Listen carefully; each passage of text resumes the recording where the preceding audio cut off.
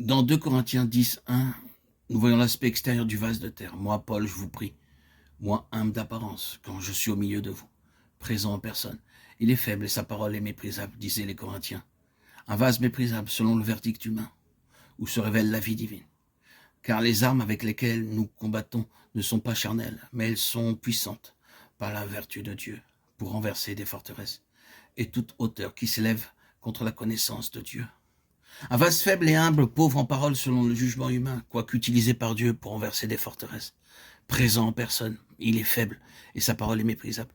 Certains d'entre nous désirent être des orateurs et s'ils ne sont pas aussi intelligents que monsieur un tel, ils ne feront rien du tout. S'ils ne peuvent pas prier comme un tel, ils ne prieront pas à haute voix. Et s'ils ne peuvent pas parler comme un tel, ils ne donneront aucunement de message. Cependant, Dieu a choisi des choses folles du monde pour confondre les sages. Dieu a choisi les choses faibles et les choses viles du monde, et celles qu'on méprise, celles qui ne sont point pour réduire à néant, celles qui sont afin que personne ne se glorifie devant Dieu. 1 Corinthiens 1, 27, 29. Ne serons-nous pas disposés à être des vases méprisables? Ne laisserons-nous pas volontiers les gens nous appeler ainsi sans être offensés? Si nous n'obtenons pas la réputation que nous pensons que nous devrions avoir, nous pouvons nous sentir blessés, nous pouvons nous sentir froissés, nous pouvons nous sentir découragés. Hélas, hélas.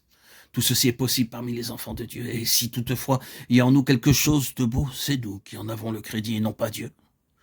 Mais quand il est clair que nous sommes des instruments faibles et incapables, notre Dieu a toute la gloire.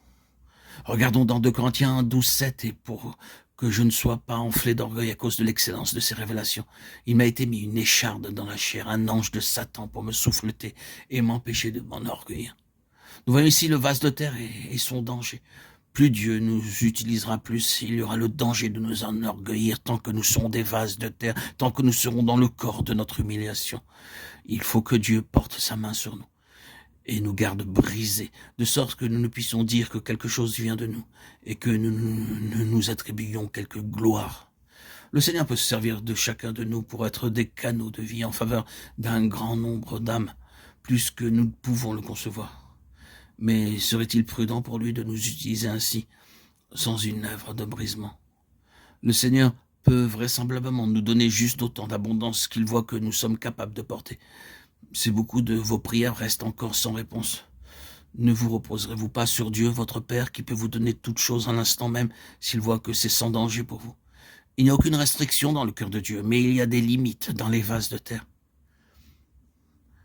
Il n'y a pas une seule de vos prières en vue de bénédiction spirituelle qu'il n'exaucera pas, mais il vaut mieux que vous lui laissiez choisir le moment et le moyen de le faire. Nous avons ce trésor dans des vases de terre afin que cette puissance supérieure qui accomplit l'œuvre soit attribuée à Dieu et non pas à nous.